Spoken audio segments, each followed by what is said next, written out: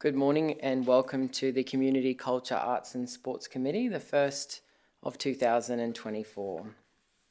I note that we have all councillors in attendance, so I'll pass over to you, Councillor Kunzelman, for our acknowledgement of country this morning. Thank you, Chair. Today this committee recognises the traditional custodians of this land on which we meet. We support their right to democratic representation and social inclusion.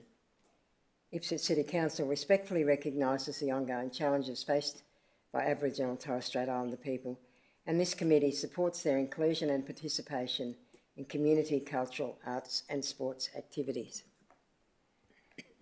Thank you, Councillor Kunzelman. Does any member of committee have any declarations of interest on matters on the agenda? We'll move on to item number 1 this morning, which is the confirmation of minutes of the previous meeting. The recommendation here is that the minutes of the Community Culture, Arts and Sports Committee held on the 28th of November 2023 be confirmed. I'll move that. Do I have a seconder? Thank you, Councillor Kunzelman. Any corrections or amendments to the minutes?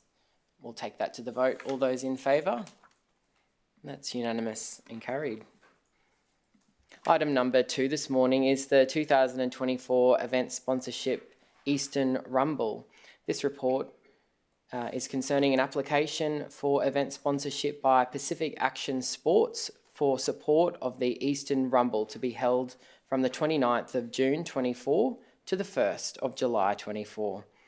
The application is for $20,000 excluding GST in financial support, and the recommendation here today is to maintain the sponsorship level provided in 2023 at $10,000 excluding GST, with an additional $8,000 excluding GST in year 2 as part of a multi-year agreement. Would any member of committee like to ask any questions of the relevant council officer? No. The recommendation here is that council provide event sponsorship as a multi-year, 2-year agreement of $10,000 excluding GST in year 1 and $8,000 excluding GST in year 2 to Pacific Action Sports to support the 2024 and 2025 Eastern Rumble events. I'll move that. Do I have a seconder? Thank you, Councillor Doyle. I open that up for any discussion.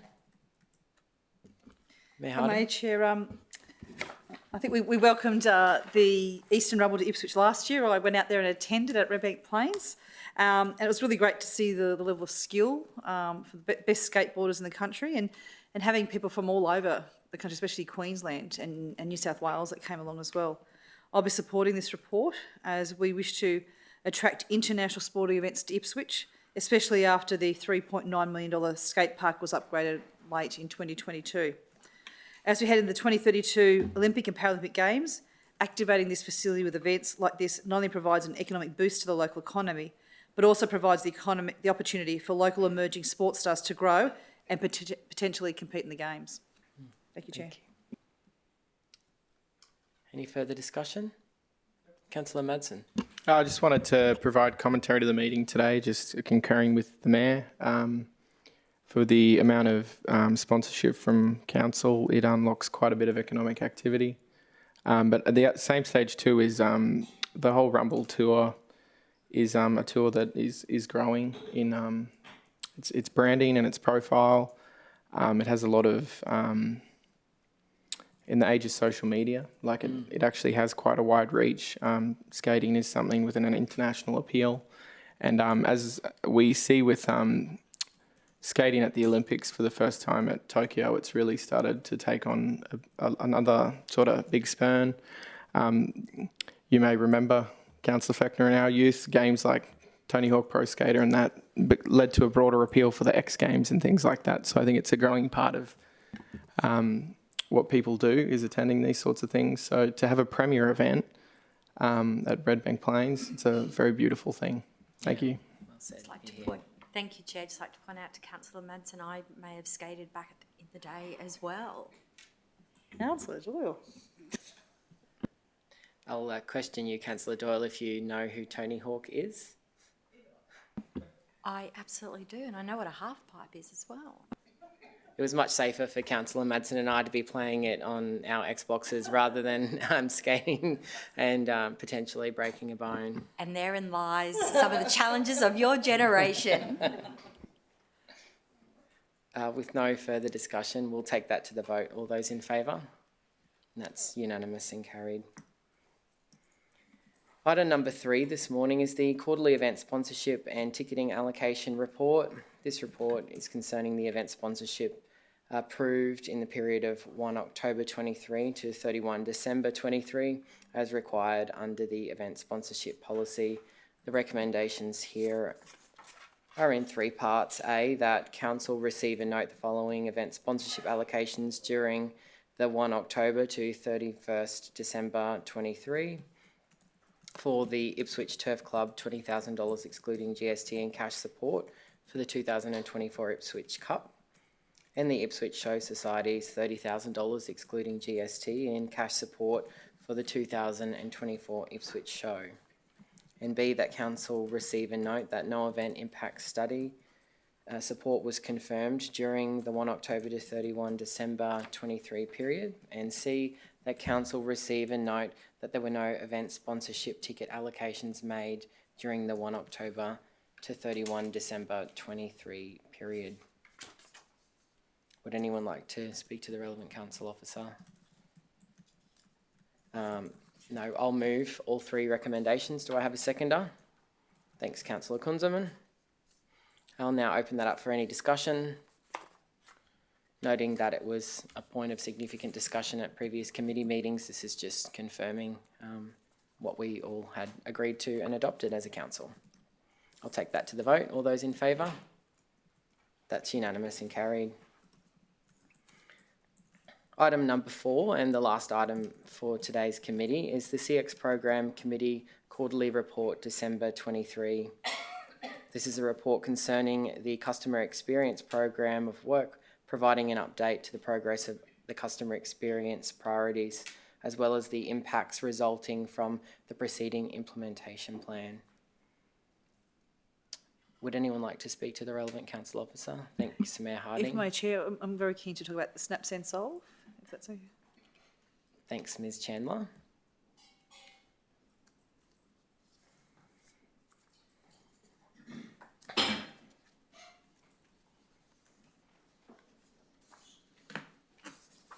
Good morning, Sam Chandler, Manager Libraries and Customer Services. Thank you. Through the chair, Ms. Chandler, how was the implementation of Snap Send Solve going? I know we had a bit of a soft launch, but how is it going? It's been well received, so we continue to see requests come through Snap Send Solve. We're constantly reviewing the data and making improvements where we can, so there's still opportunities to do that, but it's definitely been well received. Thank you, Ms. Chandler. Thank you, Chair. Is there anything in particular in the Snap Send Solve that we've been hearing from our community that they desperately want added as a feature, or a frequent service request that might be coming through that's not already there in the list? Not consistently, so we do get different requests. Odds and ends, of Yes, course. yes, but not consistently one thing. So it is challenging because the more that you add to it, then it isn't as user friendly. Yep. So it is just a matter of continuing to monitor that, and then if we see a consistent request, then we'll review and look to make changes. Noting the significant governance change, I guess, since last report, keen to understand, and for us it's on page 30 for those in committee playing along, those priorities listed there, a lot of them are in drafting. Ultimately, how will they be prioritised? So at the moment, we've already worked out a proposed timeline. So some of the specific projects will be later on. So we've tried to work out a timeline that allows us to use the resource that we have available to make sure that each of those projects has a specific time allocated to it.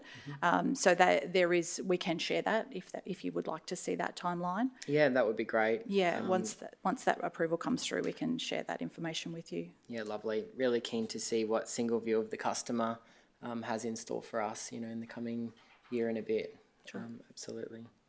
And look forward to seeing how these progress and what those timelines are. I think that it's a much better way for us to kind of follow along and a little bit easier to report on, particularly when it comes to, comparing it to what we were at our base versus now and what we've got into the future. Mr. Poll, you have additions? Just going to give you, that's the Snaps and Solve dashboard. Okay, thank you. So Thank you. the total requests in Yes, so just back on the Snaps and Solve topic. So total requests submitted since the 1st of August 2023 is 6,770. So significant number coming through, and that it has completely changed the way that we receive requests from customers. I think probably the biggest benefit that we're seeing is the improvement in requests going directly through to the particular area of the organisation that they need to, rather than having to be triaged. But that's your statistic, 6,770. How far are we able to drill down into that? With Councillor Doyle and I have some very avid supporters of the Snaps and Solve app. Can we get suburb detail in that to see how that's tracking? Our friends in Riverview often remind us that they feel like they're the ones that are using the Snaps and Solve system the most, so we'd like to confirm that. Chair, if I may add an extra part to that for Ms Chandler to answer, the residents in Riverview were concerned that they may be considered overusing high users, serial users. We do have cannot high- overuse the app. We encourage residents to use it as frequently as they like. Is that right? We do, absolutely, yes. And we do have consistent high users. We wouldn't say that that's a problem.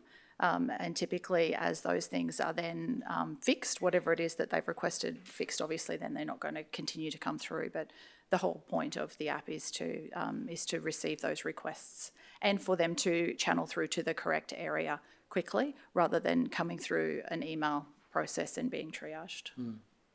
But so in answer to your question, we are able to provide more data. Yeah, great. Okay, that's something to keep in mind. And I guess lastly, thinking about the Snaps and Solve system and our communication with Snaps and Solve in the back end, do we know if any Ipswich residents have won any of the prizes or any of the competitions from Snaps and Solve, or is that data that they could potentially share with us? I haven't seen that there has been any Ipswich residents that have won anything. I'm not actually sure that we see that. I know that the user actually sees whether or not they've won, but I haven't seen any of that data come through, but we'll have a look and see if we can find that out as well. Thank you. That's all. Thank you. Thanks. The recommendation here is that the December 23 quarterly report concerning Council's customer experience program of work be received and its contents noted. I'll happily move that. Do I have a seconder? Thank you, Councillor Doyle. Open that up for any discussion. There. If I may, Chair, this journey's been one that we've on since 2022, and we started our customer experience strategy and had the entire organisation go through a very immersive process that it's customer service is everyone's responsibility, not just the people at the service centre. I've been really impressed with the significant improvements that have happened in the organisation.